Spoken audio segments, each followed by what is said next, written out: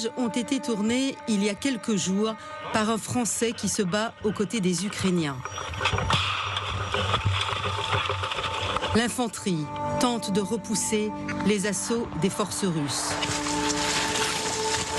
Des assauts toujours plus violents, plus nombreux.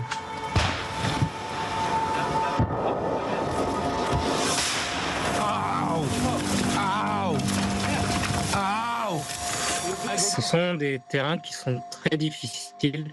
On appelle ça des pasatka, donc c'est des lignes d'arbres où on se sert en fait de ces lignes d'arbres pour créer des positions, être à couvert des drones, parce que les drones maintenant détectent immédiatement, en quelques secondes, les positions ou les présences ennemies, que ce soit de notre côté ou de l'autre côté.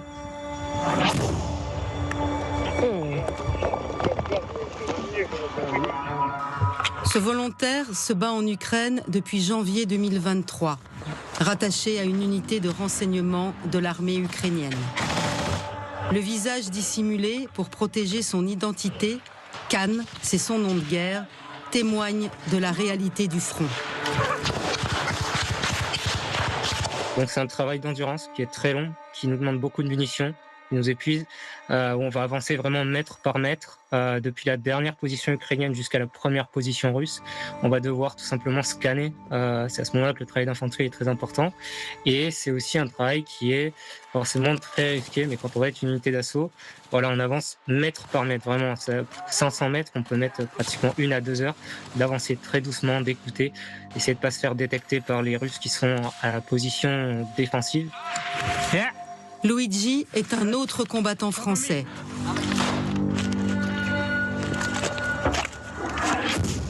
Oh la vache! Positionné dans la région de Koursk, il se bat pour conserver cette poche en territoire russe occupé par les Ukrainiens. Ils avancent, c'est certain. En tout cas, nous, on se retire et on fait surtout attention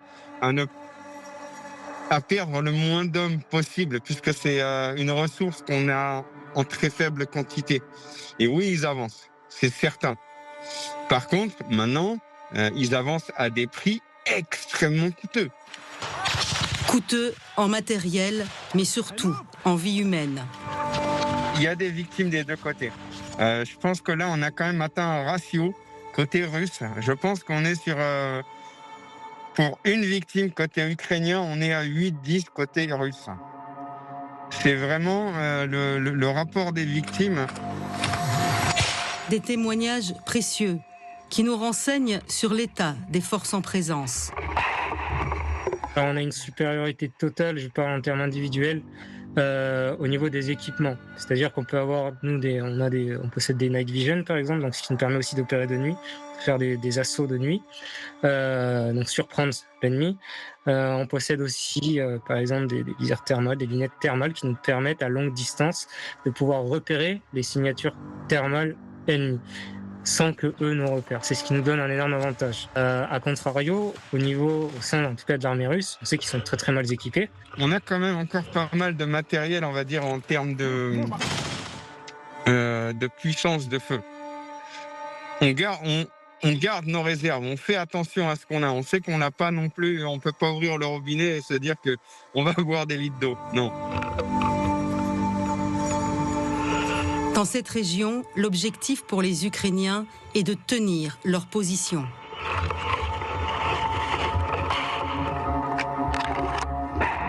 Nos positions ne bougent pas. On reste en place là où on est, puisque notre travail, nous, c'est l'observation. Et donc, c'est les lignes qui, elles, se rapprochent de nous. Je vais pas donner les distances ici parce que ça pourrait donner un point et je veux pas que les collègues qui nous ont placés puissent se trouver dans une situation dangereuse. Oui, ça se rapproche dangereusement, mais on résiste efficacement. You see the friendly drone flying around above my head. Yes, it's friendly drone. Stay where you are. They working construction. Right now, they retreat, you know. But 50% of them are dead or heavily wounded. Just stay where you are and save the battery for the radio. Plus. Face aux forces ukrainiennes, la Russie a lancé une contre-offensive. 59 000 soldats, auxquels s'ajoutent 11 000 soldats nord-coréens. Un renfort qui a surpris les Ukrainiens. Les Russes se sont demandé comment répondre à cela, tout en ne tombant pas dans le piège qui était manifestement tendu par l'Ukraine, qui consistait à mobiliser de la ressource russe présente en territoire ukrainien, ce qui aurait affaibli le front du côté russe. Et qu'est-ce qu'ils ont trouvé comme solution? Et ça, c'est une autre surprise stratégique qui est absolument majeure dans ce conflit, c'est de faire venir des milliers de soldats nord-coréens. Sur le front, ce renfort de soldats nord-coréens n'est pas ressenti comme un réel danger. Les Nord-Coréens, ils ont aussi des troupes d'élite, mais les Nord-Coréens ont beaucoup moins d'expérience de combat que les Russes qui ont toujours fait la guerre, que ce soit en Afrique ou dans d'autres théâtres d'opération. Donc en soi, c'est pas vraiment quelque chose qui nous inquiète réellement, mais au contraire, comme je l'avais dit précédemment, ça signifie qu'il y a un léger affaiblissement en termes de ressources d'hommes au sein de l'armée russe. Cette contre-offensive russe a commencé mi-septembre. Moscou reprend rapidement une dizaine de villages. 6 000 membres des troupes d'élite sont envoyés pour déloger les Ukrainiens de la région de Koursk. Un mois plus tard, l'armée russe a repris la moitié du territoire. M. Poutine a beaucoup appris de cette guerre et ses chefs militaires aussi. C'était vraiment le Donbass. Donc ils n'ont pas voulu tomber dans ce piège, dégarnir le Donbass. Et pour eux, il n'y avait pas d'urgence. Ils avaient d'autres chats à fouetter, si vous excusez l'expression. Et maintenant, évidemment, ils remettent la pression. Ils ont depuis remis la pression sur les Ukrainiens. Les Ukrainiens ripostent par des tirs de missiles américains ATACMS et de Storm Shadow britanniques.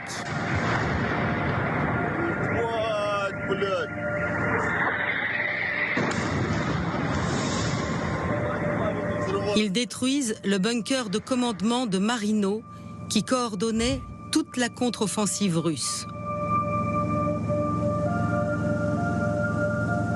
Ce type d'armement est très spécifique. Il peut soit traiter des regroupements de soldats, mais j'imagine que les Russes sont assez fins, assez malins, assez experts pour ne pas regrouper leurs forces. Des centres de commandement, peut-être, des dépôts de munitions, mais ça, je pense qu'ils l'ont déjà fait. Mais autrement, si le front est très dilué et s'il n'y a pas de point central, ces armes n'ont pas d'effet, enfin pas d'effet militaire sensible. Quelques jours plus tard, c'est l'aérodrome de Kalino qui est visé. L'utilisation de ces armes à longue portée a-t-elle un impact dans la bataille de Koursk ?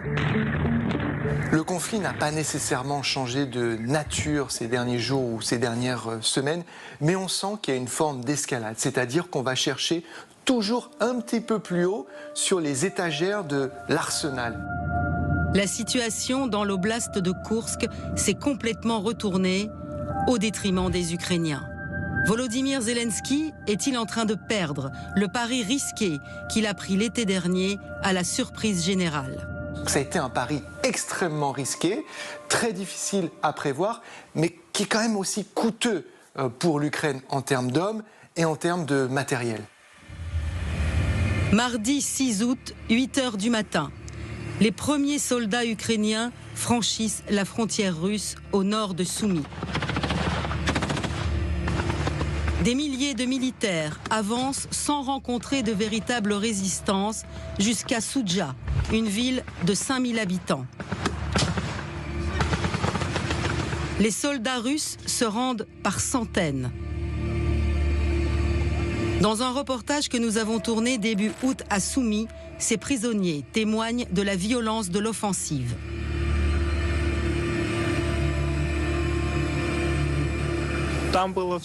Il y avait de tout là-bas. Du simple mortier, des grades, des HIMARS, tout nous tombait dessus. Il y avait aussi des drones kamikazes, des drones Baba Yaga. Le grand drone aussi qui transporte des mines anti-chars. On a tenu jusqu'au 8 août au matin. Vlad a 22 ans. Le 6 août, il était à son poste de douanier. Lui non plus ne s'attendait pas à l'offensive ukrainienne. Quand on lui demande s'il était surpris, il répond « Oui, parce qu'il n'y avait aucune information. Personne ne s'attendait à ça. » Dans la cellule d'à côté, Igor, soldat sous contrat, explique. On ne juge pas le commandement. Mais les militaires expérimentés ont commencé à venir vers la frontière. C'était des appelés qui étaient en service. C'était des enfants, 18, 19 ans. On ne peut pas faire comme ça. Notre commandement a permis que cela se produise. Normalement, ce doit être des soldats préparés, qui doivent être à la frontière et qui peuvent résister à n'importe quel moment. Denis Yarovlavski est le chef du renseignement de la 57e brigade motorisée. Il a participé à l'opération.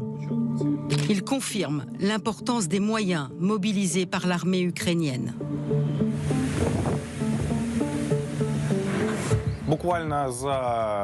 En quelques jours à peine, tout se passe très vite et de façon dynamique. Un groupe de travail composé de pilotes de drones FPV, de tireurs d'élite et de Stormtroopers a été créé à partir d'anciens représentants de l'armée américaine et de volontaires de l'armée tchétchène, du bataillon Sheikh.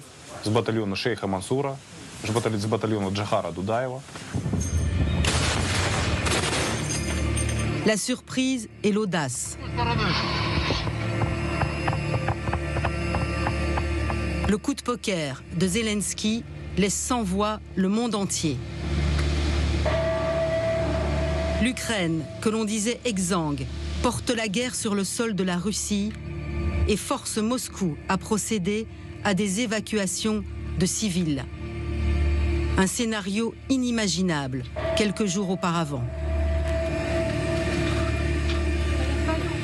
L'opération a été une surprise, effectivement, parce qu'elle est allée dans une zone dans laquelle, depuis 2 ans et demi, il n'y avait eu aucune attaque.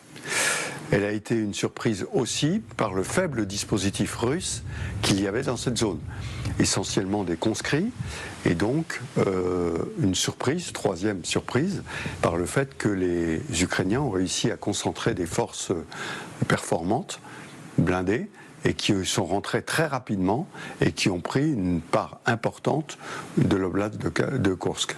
Elle a surpris en premier lieu les Russes qui ne s'y attendaient pas du tout. D'où cet effet de sidération et ces soldats ukrainiens qui dévalent littéralement. On a le sentiment d'une cavalcade où ils prennent en quelques semaines des centaines de kilomètres carrés en territoire russe dans les frontières internationalement reconnues de la Fédération de Russie. C'était franchement fou. Sur la route entre Soumy et la frontière russe, un balai incessant de véhicules militaires ukrainiens arborant le triangle blanc, sigle de l'opération Kursk. Des renforts acheminés quotidiennement, des blindés, des chars, des canons, des troupes. En une semaine, les Ukrainiens contrôlent 1300 km², soit autant que ce que Moscou a conquis au cours des 6 derniers mois en Ukraine. De quoi réjouir le président Zelensky. Dans la région de Kursk, nous continuons d'étendre la superficie de nos opérations sur le terrain. Le commandant en chef nous informe que nos forces contrôlent 74 bourgades dans la région de Kursk. Je remercie tous les soldats, tous les commandants qui ont permis ça. Encore une fois, je remercie tous nos gars qui réapprovisionnent la réserve d'échange de prisonniers. C'est très important pour notre pays. Des centaines de prisonniers russes se sont déjà rendus. De son côté, Vladimir Poutine répond par le mépris. C'est quand même la première fois depuis 1941 que le territoire russe était envahi. Et il n'a pas voulu le montrer comme ça. Donc il a traité ça par le mépris. D'abord, ça n'était pas la guerre, c'était une action terroriste. Une action terroriste sur le territoire russe. Mais l'affront est cinglant.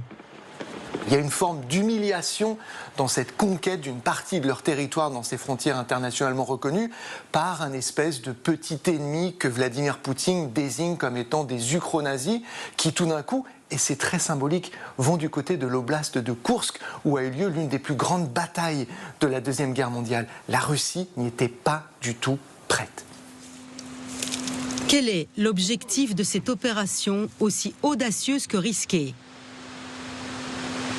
Для переговорного процесса с агрессором, который абсолютно не готов подчиняться международному праву, правилам, который считает, что он может всегда нарушать эти правила и не будет иметь там проблемы из-за этого и так далее, единственный инструмент правильного конструирования переговорного процесса – это его принуждение. То есть он должен видеть, что, во-первых, у него нет инициативы, во-вторых, что он в войне не имеет преимущества, в-третьих, что он, безусловно, проигрывает. Derrière cet objectif affiché par le pouvoir ukrainien, il y a aussi l'urgence du Donbass, où les soldats de Kiev sont à la peine depuis des mois. Détourner l'attention des Russes en les forçant à redéployer des moyens plus au nord peut sembler une bonne stratégie afin de soulager les soldats du front Est.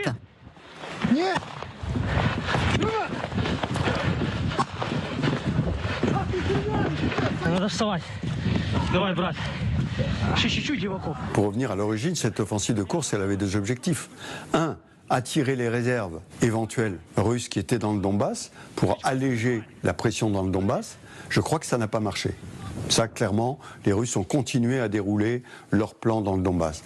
La deuxième opération, c'est d'avoir une prise d'otage, si j'ose dire, en territoire russe. Pour l'instant, ça fonctionne. La stratégie ne convainc pas tout le monde. Des militaires s'interrogent sur son efficacité. L'opération monopolise des troupes, du matériel et des munitions, tout ce qui manque cruellement dans le Donbass.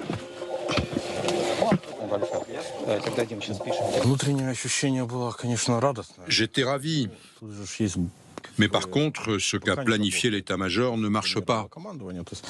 Le plan, c'était qu'on rentre dans l'oblast de Koursk et qu'il retire des troupes à Pokrovsk.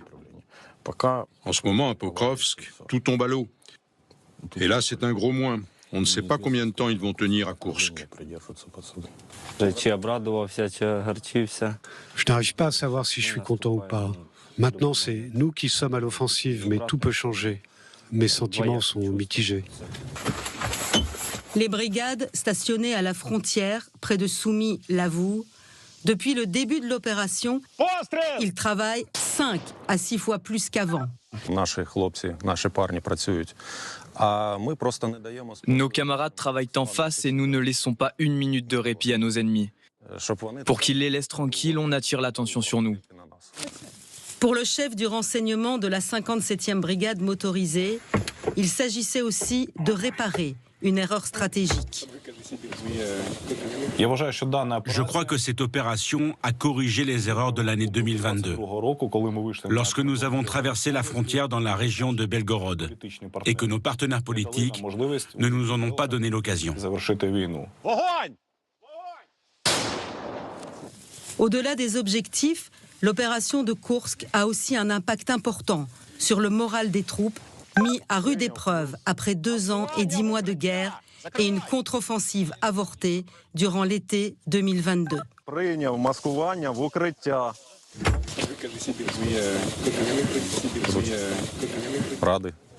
Bien sûr, on est content que ça se passe comme ça. On marchera peut-être sur Belgorod, on aimerait bien y entrer. C'est aussi un sentiment de fierté pour l'Ukraine entière. Aller défier la Russie sur son propre sol a galvanisé les esprits.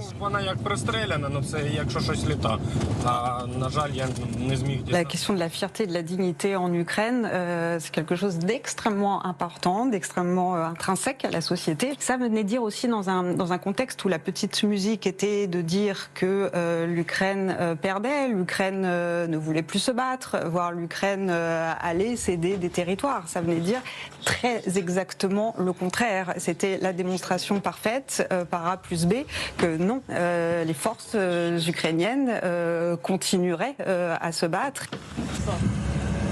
L'Ukraine le voit aussi comme un signal fort envoyé à ses partenaires occidentaux, le pays est encore capable de grandes choses, de surprendre tout le monde et d'engranger des succès. Une façon aussi de dire que les milliards d'aides envoyées n'étaient pas vains. Pour les Occidentaux, ça a été de dire, finalement, l'Ukraine n'est pas tellement au fond du trou, puisqu'elle est capable de monter une offensive. La population ukrainienne, elle aussi, reprend espoir et relève la tête. Dans les villages proches de la frontière russe, les habitants affichent clairement leur enthousiasme et leur reconnaissance. Moi, je suis très contente qu'ils aient pu franchir. Merci à notre état-major. Merci à Zelensky, on l'aime. Pour que la Russie vive ce qu'on vit dans les sous-sols, comment on reste sous terre, comment on se cache, tout. Honnêtement, je n'ai pas de pitié pour eux. Pas du tout. Bien sûr qu'on est fiers de nos militaires. Ils sont très bons. On croit beaucoup en l'armée ukrainienne. Nos militaires ont fait un grand pas, on ne s'attendait pas à ça. Aujourd'hui, sur les 1376 km² conquis en août, l'armée ukrainienne ne contrôle plus que 800 km², soit une perte de 40%.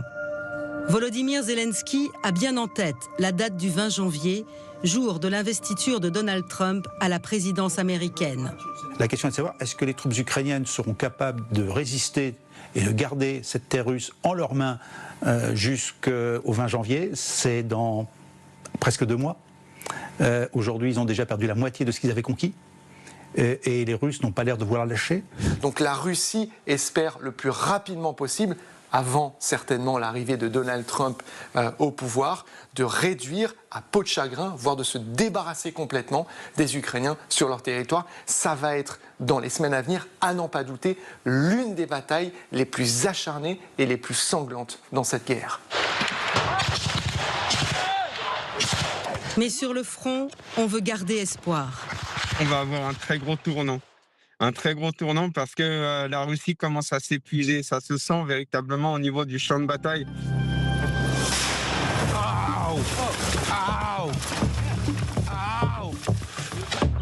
Dans l'éventualité de futures négociations, la bataille qui est en train de se jouer à Koursk est capitale. Conserver une poche de résistance en Russie serait un atout, même minime.